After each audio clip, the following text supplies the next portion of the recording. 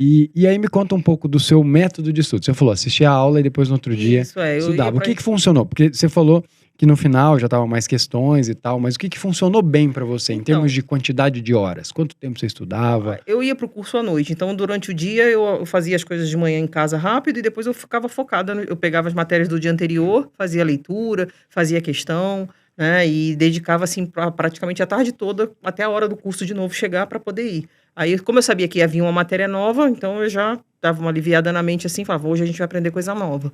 Então eu sempre estava fazendo isso, porque como eu não tinha referência, aí eu me focava no que eu estava aprendendo ali dentro da sala No de aula, dia. no dia, entendeu? É. Então era direito, era penal, eu ia, dava os crimes, aí chegava no dia seguinte, vamos estudar os crimes, Estudar de entendeu? novo.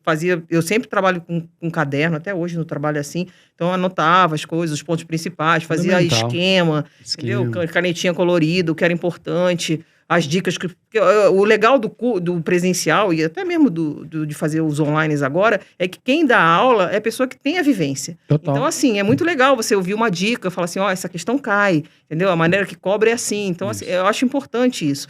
É claro que tem gente que é autodidata e vai aprender sozinho, vai ler a lei seca, vai aprender tudo, mas é importante esse contato com o professor, eu acho. Sobretudo para quem não é formado em direito, Sim, né? é. E eu falo que hoje, eu estava escrevendo sobre isso hoje, porque eu estou escrevendo meu livro e eu estava nessa parte. E aí tava falando dos modelos de aula e tal. E tem muito disso. No começo, uma aula expositiva, para quem é leigo, ajuda muito a entender. Muito, muito. Aí depois você vai partir para mais materiais escritos, para fazer seus esquemas, e aí vai mudar na fase final do concurseiro, antes de ser aprovado, tem muito mais questões do que tem no começo. Mas não dá para inverter a lógica, porque no começo você precisa de um pouco mais de teoria, você não sabe nada. Então, na fase final. Mas é sempre essa evolução. O que não pode é a pessoa generalizar, né? Tipo, videoaula é ruim. Não. Não tem nada disso. Ou aula presencial. De forma nenhuma. Inclusive, é bem proveitoso pra gente fazer base. Isso que você falou é importante. Não adianta você querer começar a estudar e já ir fazer uma questão, porque aí você vai ficar desesperado. Porque você não vai olhar aquela questão e falar assim, gente, eu não sei nada. Então, não é o caminho, não é esse, é estudar. E esse negócio do presencial é legal, por exemplo, direito penal. É uma coisa que marcou. Eu tive aula com um professor que ele era policial. Entendeu? Ele contava assim, caso prático. Ele participou do massacre do Carandiru, pra você ter uma ideia. Caramba. Então, assim, a aula dele presencial era uma coisa assim de outro mundo. Você saía de lá assim, oh meu Deus, porque ele dava exemplo do dia a dia dele. Dia a dia. Entendeu? Como é que acontecia os crimes. E aquilo entrava na sua cabeça de uma maneira. Não sai mais. Até hoje eu falo dele, entendeu? A gente, de vez em quando, procura no YouTube pra ver a maneira como ele falava, assim. Porque você aprende aquilo com que ele passou por aquilo. Isso é muito diferente. É muito diferente. Os professores que a gente contrata lá na Brabo, sempre a gente pensa nisso, que tiveram a vivência de estudar para concurso, porque aí tem esse viés, e quem tem a parte prática, eu tenho uma professora, a gente tem um curso pro INSS, e eu tenho uma professora, a gente entrevistou ela no podcast, provavelmente um podcast que deve sair daqui do BraboCast, até antes do seu, a gente gravou antes, na semana passada, a doutora Mônica Costa, e ela trabalha no TRF, ela vive o direito previdenciário. Quando ela vai dar um exemplo, ela dá o exemplo com o nome do sujeitinho que foi lá com aquele, né, que saber se tinha o benefício, se não tinha, não tem como. A memorização a gente aprende muito por história, né? Sim, a Juliana mesmo foi uma professora que eu conheci estudando pro TJ.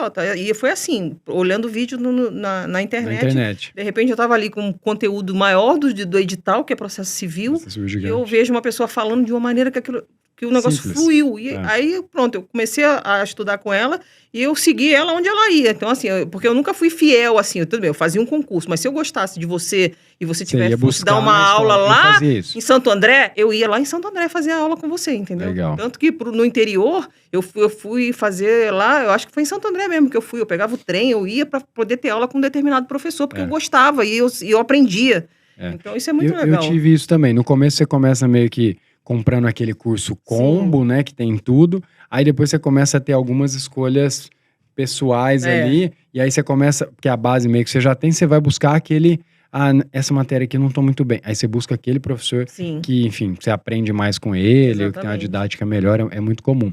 E aí como é que você fazia? Você fazia os seus esquemas, você falou que escreve muito. Isso é, sem dúvida, uma baita estratégia. Mas você estudava muito lendo lei seca? Como é que era? Eu lia também, tinha a parte do momento da leitura, né? Porque para o direito constitucional você tem que decorar aquele artigo 5º, não tem jeito, né? Porque é muita... 78 incisos aí. Então tem que ter a parte da leitura e você vai lendo de novo, vai lendo mais uma vez, aí começa a fazer as questões também, aquilo vai entrando na sua cabeça. Mas eu tinha esse negócio do caderno, eu tenho até hoje, meus cadernos estão lá guardados.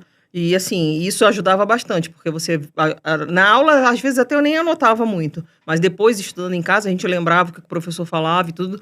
E ia fazendo aquelas anotações com as observações. Então, para mim, me ajudou bastante o fato de poder escrever, assim, não de copiar, como não você falou aí. Não, mas escrever é muito bom. Sim. O que eu falo é que, às vezes, a pessoa faz o Ctrl-C, Ctrl-V. Copia e cola.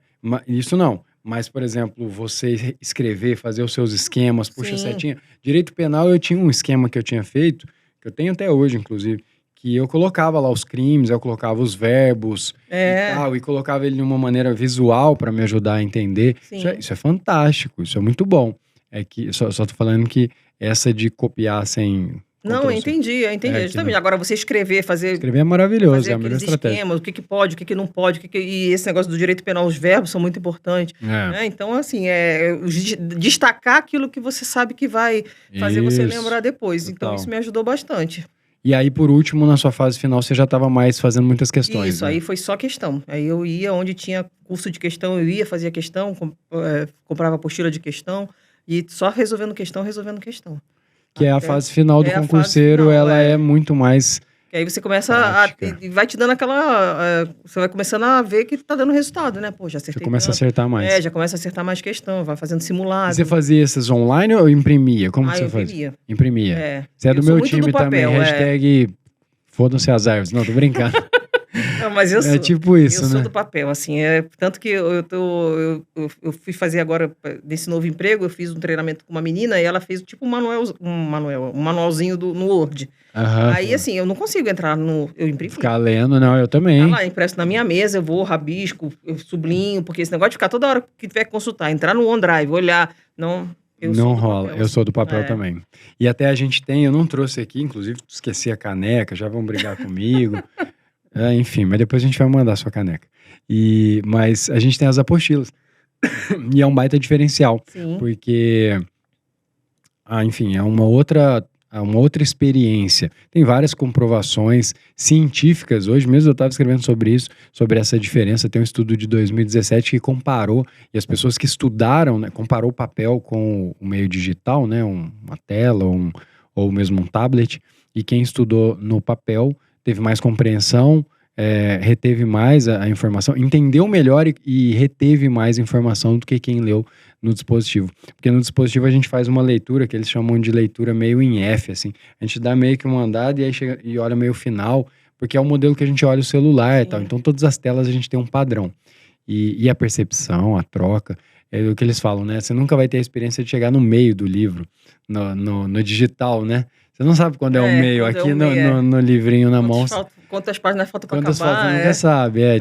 É muito abstrato e toda a experiência é melhor. Eu também gostava muito, tem material até hoje, que aí a gente fica apegado, né? Já passou. Outro dia eu até falei que eu não vou te dar meus cadernos, eu falei pra minha nora, porque assim, aí mudou muita coisa, né, da lei e tudo, e a anotação é muito pessoal, né? O que eu escrevi, eu entendo, mas pode ser que você leia e fala, o que ela tá falando aqui, né? O que ela tá falando. Mas eu sou super a favor de apostila. Eu falei pra ela, compra tudo que é material que tiver, caderno de exercício, livro de questão, porque é ali, fazendo papel, lendo a questão, que esse negócio de ficar lendo na internet, depois botar... Não. Quando quando disponibilizava o material, o curso disponibilizava o material na... PDF, aí eu sempre imprimi para poder fazer... Entendeu? E eu, na época que eu comecei a estudar, eu não tinha grana, mas eu investi a grana que eu tinha numa impressora. Olha só, isso aqui que você assistiu é só um trechinho do Brabocast. Esse episódio completo ficou muito massa. Eu vou deixar aqui para você nos comentários e na descrição o link completo.